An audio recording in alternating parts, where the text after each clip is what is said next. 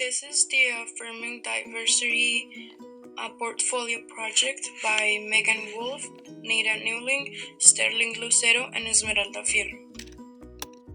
What we have noticed in the development of multicultural education is a lack of options for the end of the year assessment. Nieto talks about this idea of tolerance. To tolerate differences means that they are endured, not necessarily embraced. This can be seen when it comes to evaluating MLLs. The classic, standardized tests and final exams tend to not only represent an MLL's English proficiency, rather than accurately revealing the student's content knowledge. This leads us to our guiding question: how can MLLs be evaluated fairly and on an individual basis that shows the student's growth not only to teachers and administrators, but also to the families of MLLs? And further, how can our product teach students to develop autonomy for their own learning? This is how my group and I came up with the Personal Portfolio project. The Developmental Portfolio is meant to be a physical representation of student growth from the beginning to the end of the year. It will dominantly be in an online format using Google Sites so that parents can access it without having to come to the school. However, it can be printable if parents don't have access to online. Here is a student model of the Personal Portfolio. The portfolio is cloud-based and is used on Google Sites. This is so that admin, teachers, parents, and the student can access this document from anywhere and can come back to it if they need to. So we'll take a look at Portfolio Piece 1. At the beginning of the year, in August, before the students have learned anything new pertaining to their identity, culture, or literacy skills, the student will write a 5-paragraph personal narrative essay.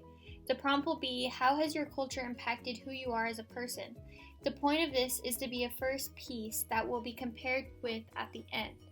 It doesn't have to be perfect, it just needs to show what the students already know. This addresses culturally responsive teaching principles 3, 4, 5, and 6. And as you can see, you can access the document within the portfolio. Now we'll go on to the second one. This is Portfolio Piece 2, which is a culturally responsive artifact. So students or a family member will bring in a special item from home that they share with the class to learn about one and each other's backgrounds. This could be a song, a certain dish, an instrument, or any other type of cultural artifact that the students can physically share with the class. Students will write a reflection on the experience. The goal is to empower students' sense of identity and background, or perhaps be a chance for a student to learn something new about their culture. By sharing it with the class, the students are also creating a classroom environment that embraces diversity. This will be done in September, after the students have begun talking about cultural artifacts and symbols in multicultural literature that we could possibly be reading. The class will be introduced to the prompt, share their ideas with me, and then next week they will take time to do the presentations. All of this should take about a week to complete. So we'll move on to Portfolio Piece 3. This is combining a piece of literature that the class is reading with a personal experience, and again, you can access the document within.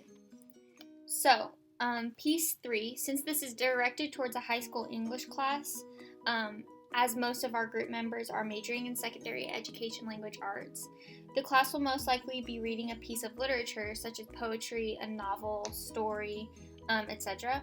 This project is to write about how the content they are reading relates to them personally. In an ideal classroom, the literature that our students would be reading would already be multicultural. But even if it doesn't seem relevant, the goal is to find relevance in the pieces students read in order to critically think about the world around them. It addresses CRT Principles 2, 4, 6, and 7. The implementation of this piece will probably take the longest because it's in combination with other classroom activities we are doing. At this point, the students' proficiency in reading, writing, and comprehension will start to increase with the school year, and it's a great way to gauge sociocultural and academic progress. It'll take about 2 months of reading and practicing writing, and in December, students will be introduced to the prompt that asks them to look at the book we are reading right now and compare it to a personal experience. This is essentially a halfway mark before the semester ends. It will take about 2 weeks to complete. This is our next portfolio piece. It's a letter addressing City Council regarding a student-chosen problem in the community. So the new semester would be starting now, and students will be looking at issues in their community that could be resolved. This activity helps students understand how they fit into their community by seeking to find an issue in their area and learning how to approach it. This teaches students how to advocate for themselves and realize the relevancy of proper research and writing methods. It also opens students' perspectives on real-world issues happening within reach of them. Students will draft a letter to a city council member addressing an issue they have found in their community. They need to be able to write professionally and conduct credible research. It addresses CRT Principles 2, 3, 6, and 7, and again, it's embedded into the portfolio. This will occur in February and will take about 3 days of research and 3 days to write the proposal.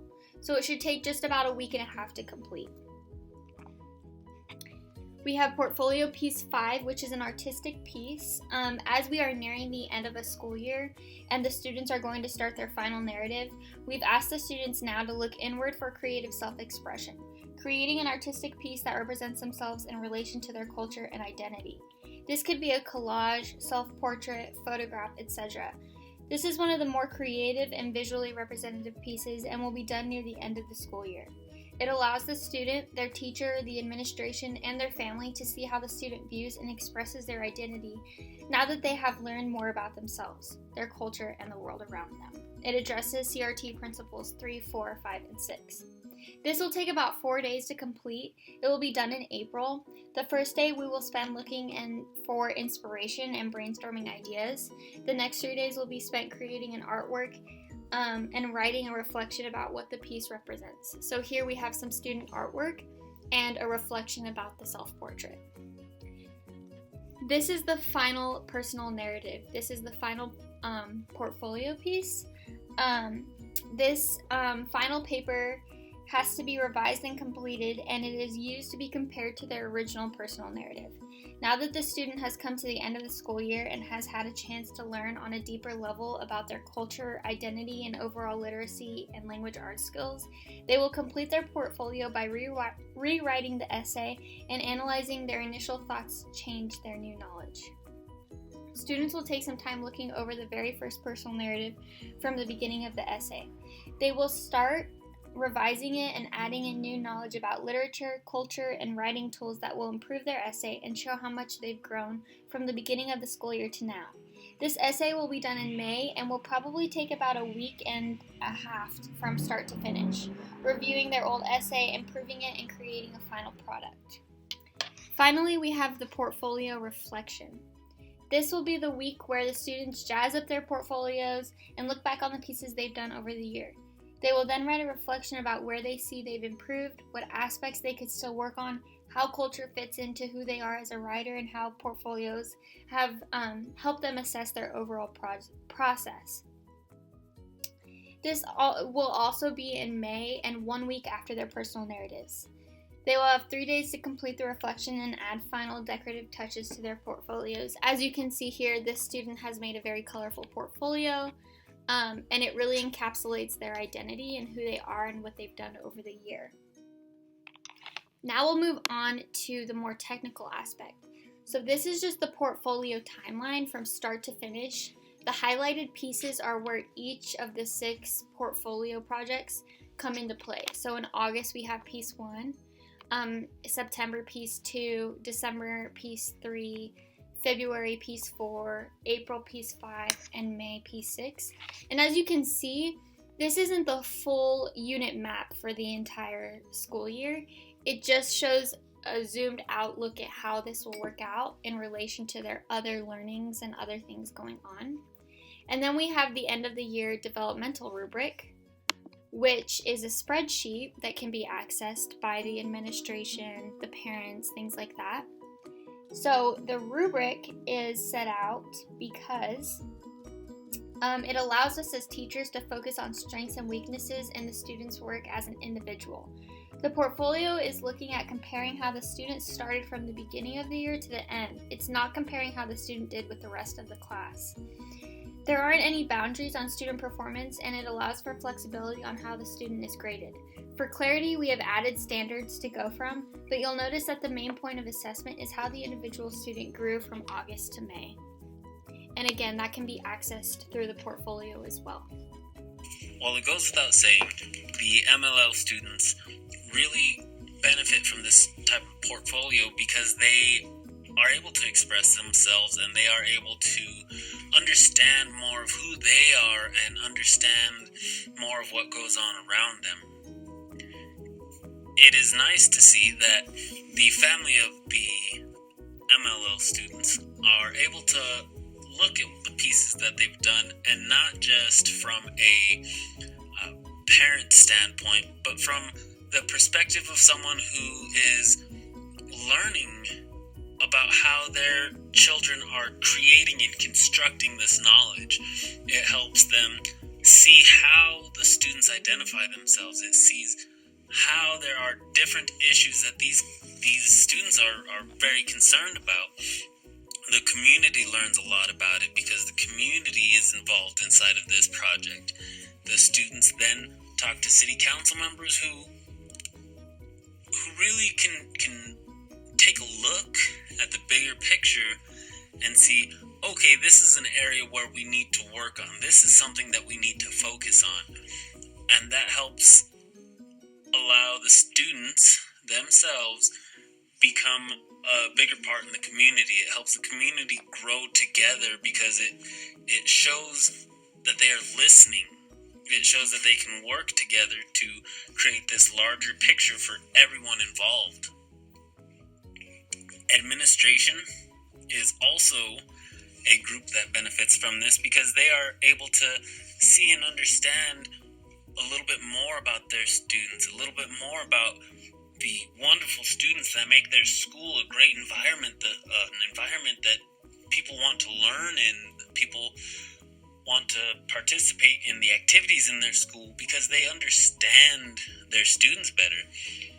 If these administrators can see and understand how their multi-language learning students can learn, can construct meaning, and really participate and take ownership of their education, then that just benefits everyone.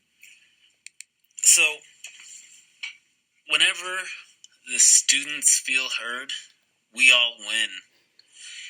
And that's not just in the classroom, that's not just in the hallways of the school, that is in the community, that is further in their lives, and that builds confidence that allows these students to take ownership of their education and further their education to